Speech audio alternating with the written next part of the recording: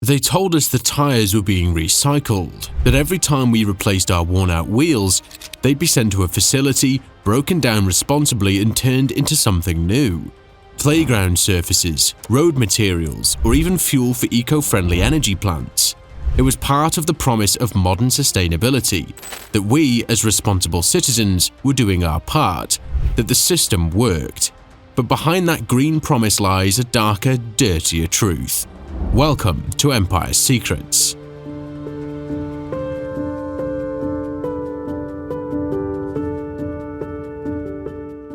Each year, the United Kingdom discards over 50 million tyres. That's more than 480,000 tonnes of rubber waste, enough to circle the globe multiple times. And yet only a fraction of these tyres are ever truly recycled domestically. The rest? They vanish, shipped abroad under the guise of reuse, recovery or recycling. But what happens once they leave the British ports is no longer the UK's problem, or so it seems. This is the story of how a system designed to protect the environment has been quietly hijacked, how millions of tyres, often subsidised by public recycling fees, end up in a dangerous, unregulated black market, and how countries like India have become the final destination for Britain's rubber waste, with devastating consequences. To understand how this happened, we have to rewind, because the collapse didn't happen overnight. It began, like most scandals, with good intentions and a growing blind spot. In 2006, the UK banned whole tyres from being sent to landfill. It was a major win for the environmental policy. New regulations were introduced to promote responsible recycling and recovery. Tyre producers were now required to manage their products from cradle to grave, the so-called producer responsibility principle. Licensed waste operators took charge of the discarded tyres, collecting them from garages, retailers and scrapyards, often for a fee. On paper, the system was clean, efficient, regulated. In reality, it was ripe for exploitation. As the volume of discarded tyres grew, so did the opportunity for profit.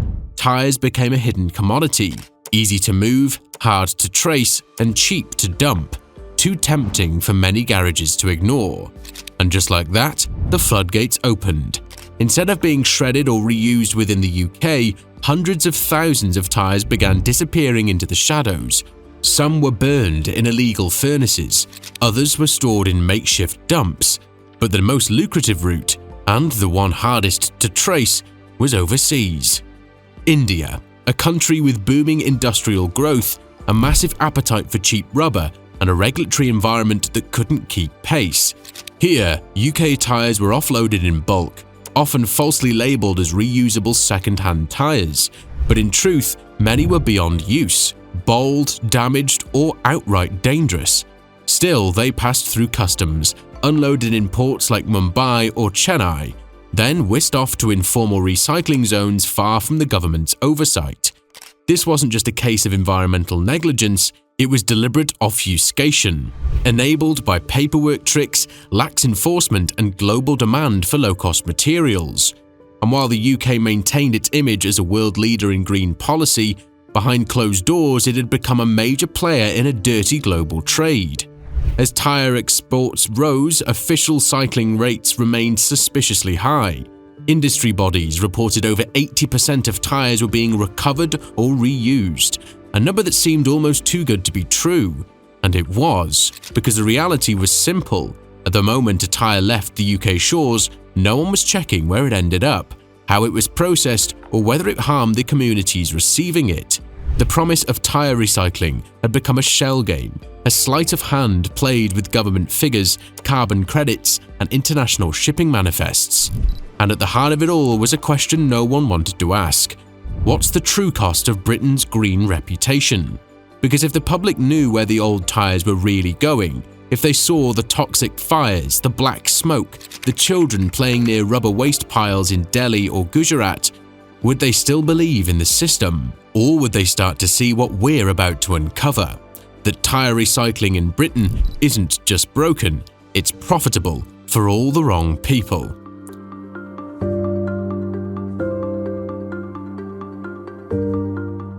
At first glance, tyres seem like the least suspicious cargo on Earth.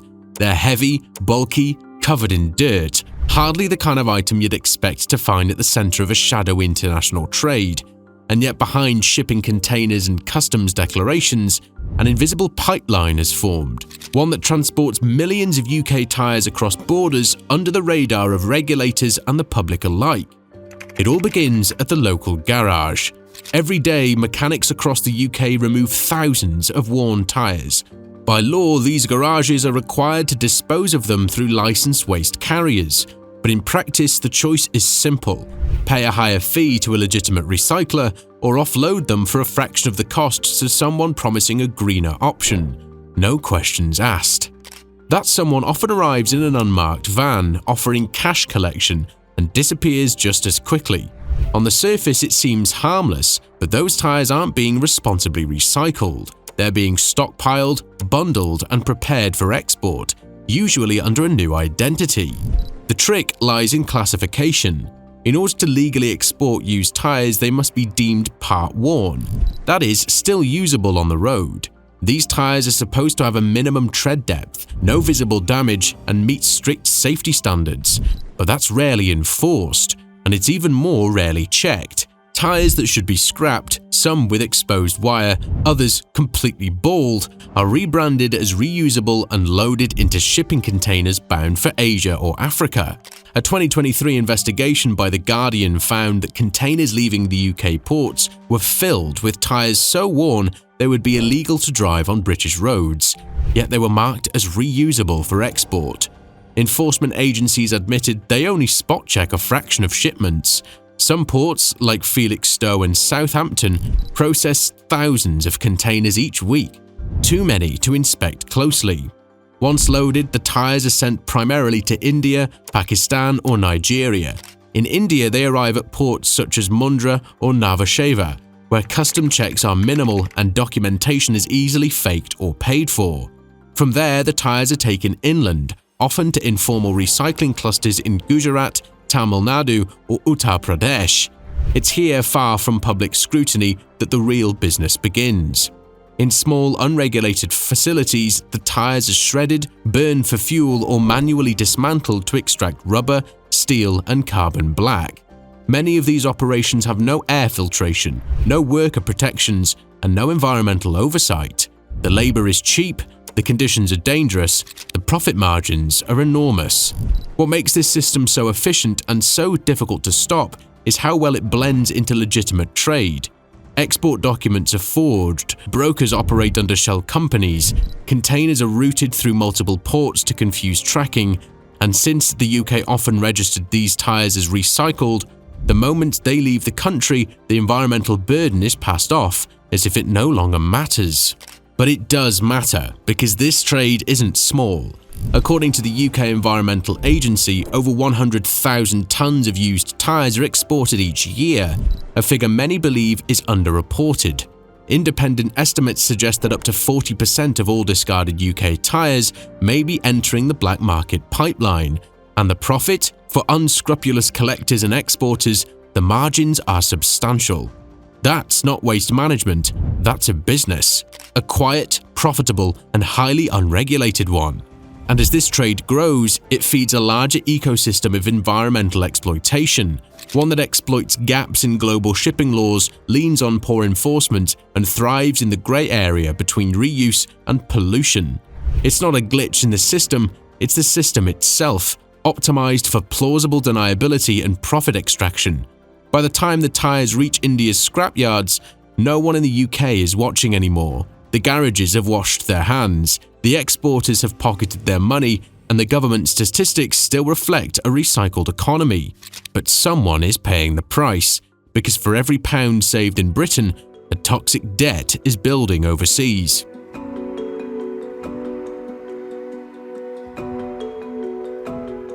Behind every scandal lies a simple question: who's making money? The tyre trade is no exception. While the public believes they're funding responsible recycling, the government statistics paint a rosy picture of sustainability. A silent network of players is turning rubber waste into quiet profit, and the deeper you look, the clearer it becomes. This isn't a case of a few bad actors, it's a business model. Let's start at the garage. Every time a customer gets new tyres, the garage charges a small disposal fee, typically £1 to £2.50 per tyre. Multiply that by millions of replacements per year, and you're looking at tens of millions of pounds flowing into the tyre disposal chain. Garages are supposed to pass that responsibility onto licensed waste carriers, and many do, but not all. Unlicensed traders, often operating under generic names and untraceable business registrations, offer a cheaper alternative. They promise green disposal but charge as little as 30p to 50p per tyre, making them far more attractive to small garages looking to cut costs. Some even offer free collection, knowing full well they'll cash in later. These rogue collectors are the first to profit. From there, the tyres move up the chain. Traders consolidate loads from multiple garages and prepare shipments. If they were to recycle the tyres domestically, the profit margin would be thin or even negative. But if they export them, especially under the label of used tyres for reuse, the margins widen significantly. One shipping container can hold up to 3,000 tyres. Exporting that container to India or Pakistan would bring in £5,000 to £10,000 in revenue. Multiply that by dozens or even hundreds of containers per year, and you're looking at 6- or 7-figure operations, all off the books, lightly regulated, and often unnoticed.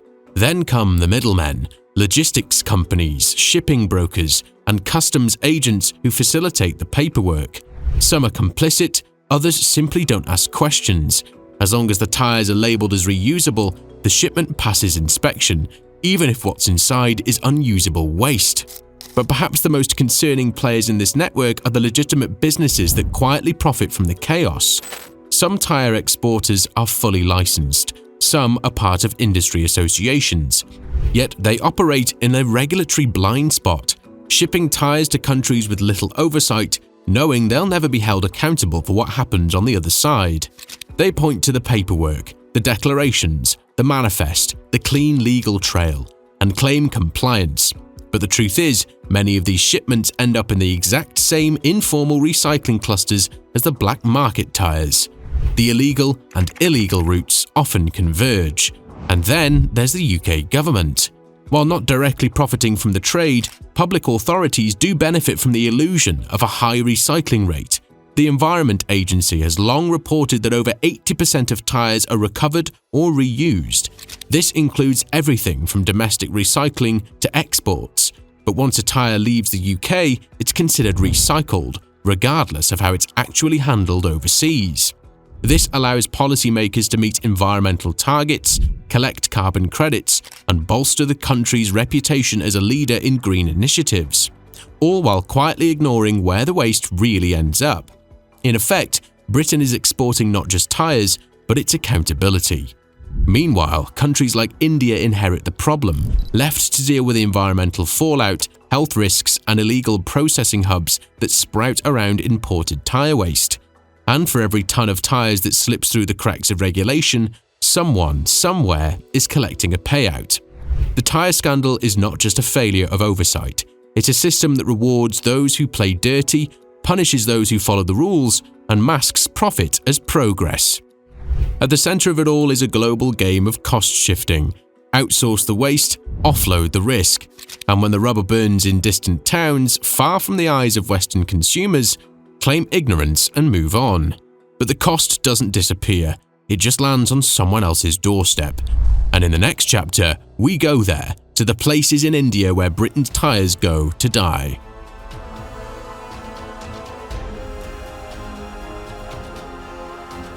When the tyres leave British shores, they don't vanish. They reappear thousands of miles away, stacked high on trucks and spilling into crowded storage yards across India.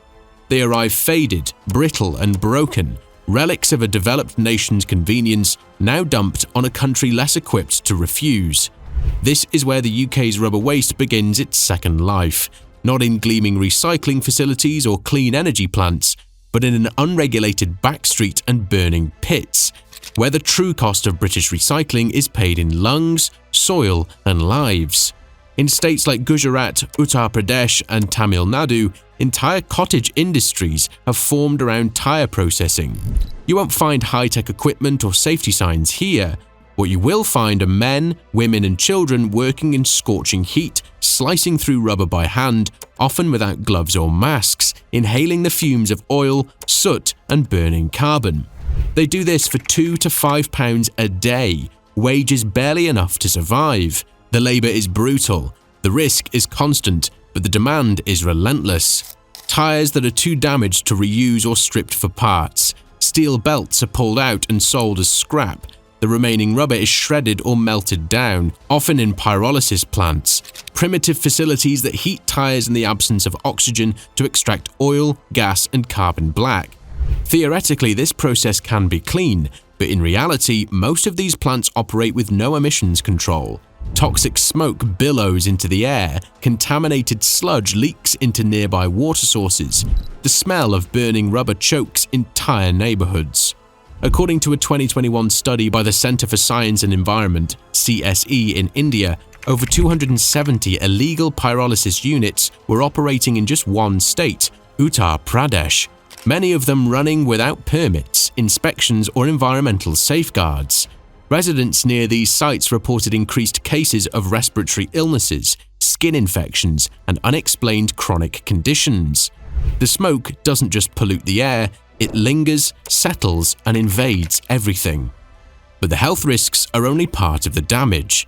The environmental toll is staggering. A single pyrolysis unit can emit hundreds of tons of CO2 equivalent gases per year, along with the volatile organic compounds, lead, zinc, and carcinogens like benzene and styrene. The carbon black residue, when not processed correctly, seeps into soil and waterways, poisoning agriculture and aquifers. In Gujarat Vapi's district, one of India's most polluted industrial zones, tyre waste is a growing contributor to the black soot coating buildings, trees, and lungs. Villages nearby have reported groundwater contamination levels far exceeding safe limits, and crop yields having steadily declined. Yet the trade continues because demand persists and the regulation lags far behind. What's most tragic is that many of these communities have no idea where the tyres come from.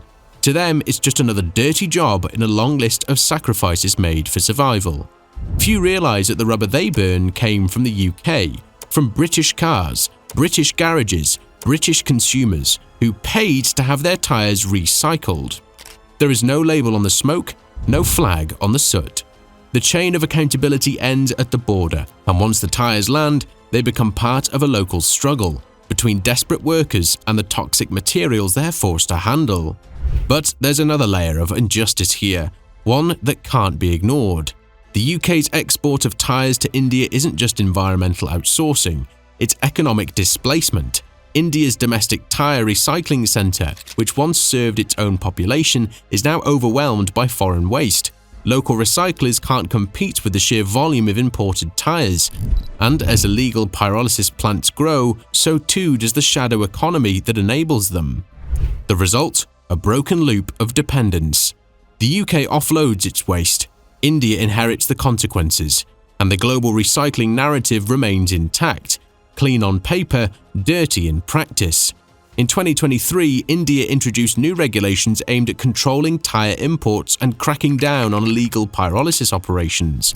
But enforcement is patchy, corruption runs deep, and for every plant that shuts down, another one quietly opens, just far enough away from the authorities, but close enough to fuel the machine. Meanwhile, the tyres keep coming, and the people keep breathing smoke they didn't create. This isn't a trade partnership, it's environmental exploitation, hidden in shipping containers, cloaked in bureaucracy, and paid for by the poorest communities in the world. And yet, in the UK, the narrative remains unchanged. The numbers still suggest progress. The system still claims success, but behind the statistics lies a truth too toxic to ignore. The question is, does anyone in Britain even know?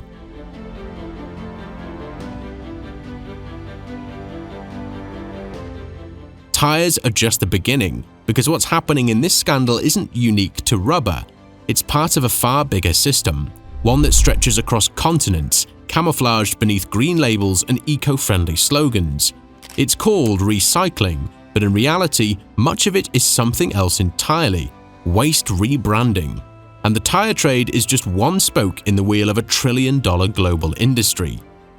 For decades, wealthy nations like the UK, the US, and much of Europe have presented themselves as leaders in the environmental policy, boasting about high recycling rates, reduced landfill dependency, and responsible resource management. But dig deeper and you'll find that much of this success is exported, quietly shipped to poorer countries where oversight is lax, costs are low, and the consequences are conveniently invisible. In the 1990s and early 2000s, this strategy exploded. Plastic, paper, e-waste, and yes, tyres began flowing from the global north to the global south. Countries like China, Malaysia, Indonesia, Ghana, and India became the dumping grounds of the modern world. Western governments tracked their exports as recovered or recycled, while the burden of actually dealing with it fell on informal workers, scavengers, and underfunded municipalities. By 2018, the system began to crack. China, once the world's largest importer of foreign waste, banned the practice with a bold policy known as National Sword, shutting its ports to over 24 categories of waste and forcing exporters like the UK to scramble for alternatives. Suddenly, nations that relied on shipping away their problems were confronted with an inconvenient truth: they had no plan B. That's when places like India became the new frontier.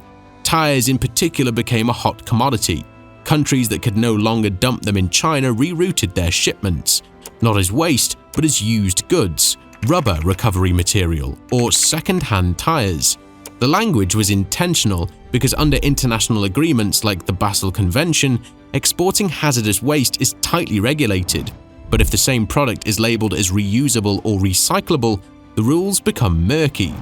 This semantic loophole is the beating heart of the global waste empire. It allows exporters to shift responsibility, governments to report cleaner statistics, and businesses to maintain profit margins, all while hiding the environmental cost in plain sight. It's a system built not on sustainability, but on ambiguity, a clever game of packaging perception while offloading pollution. And the tyre trade is a textbook case.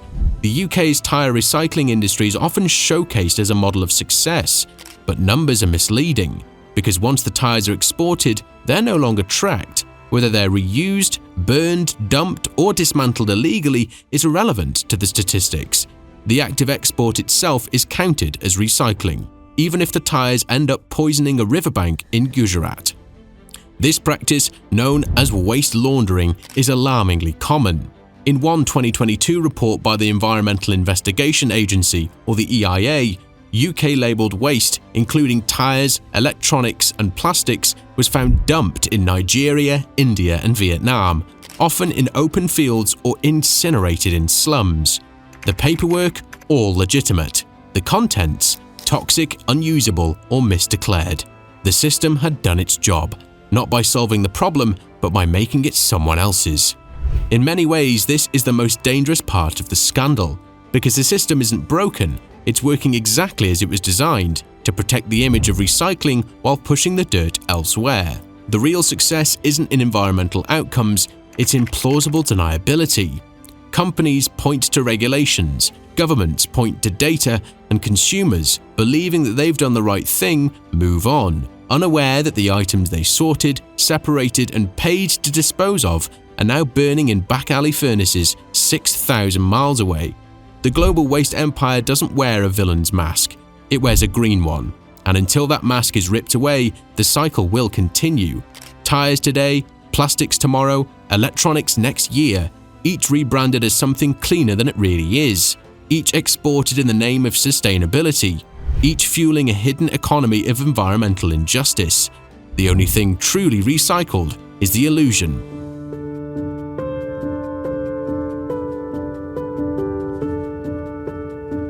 By now, the pattern is undeniable. Tyres collected in the UK under the promise of recycling, exported under misleading labels, processed in dangerous, illegal facilities overseas, and yet, year after year, the system reports success. So, where are the regulators? Where is the accountability? And why, after decades of warnings, does no one seem willing or able to stop it? The answer begins with the illusion of oversight. In the UK, the Environment Agency is tasked with monitoring waste exports, enforcing environmental standards, and ensuring tyre disposal is handled legally.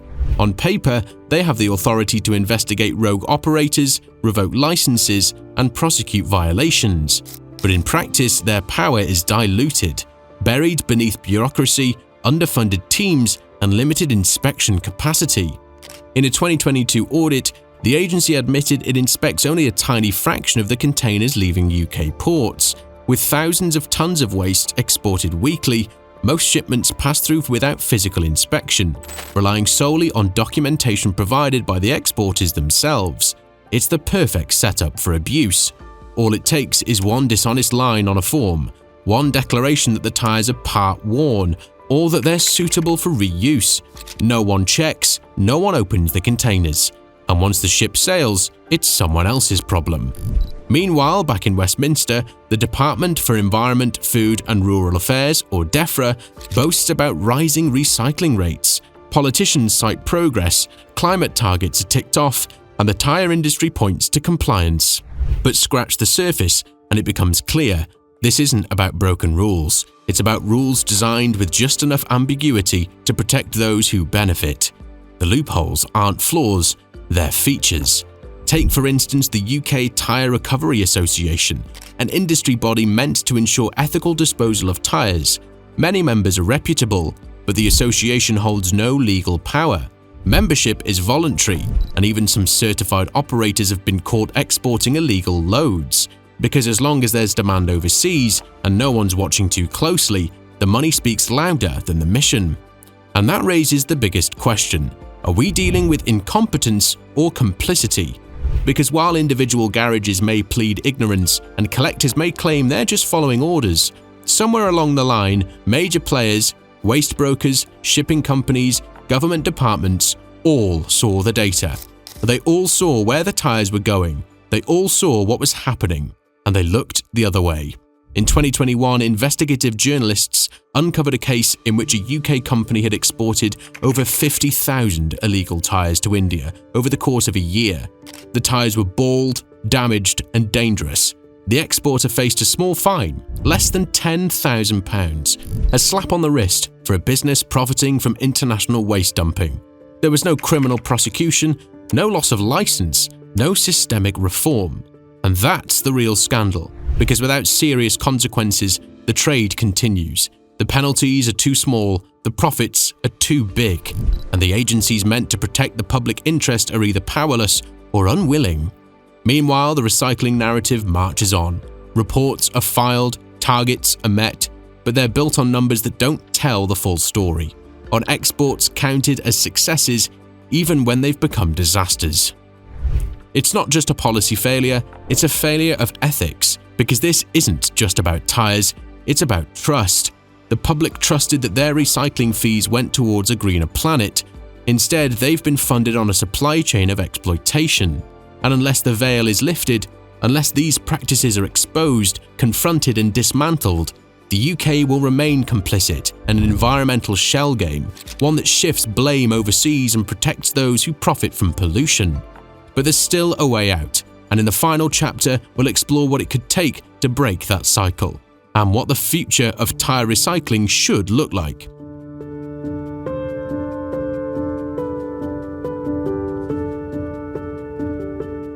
The tyre trade as it stands is a global shell game, a sleight of hand that shifts environmental burden from one country to another, cloaked in the language of sustainability.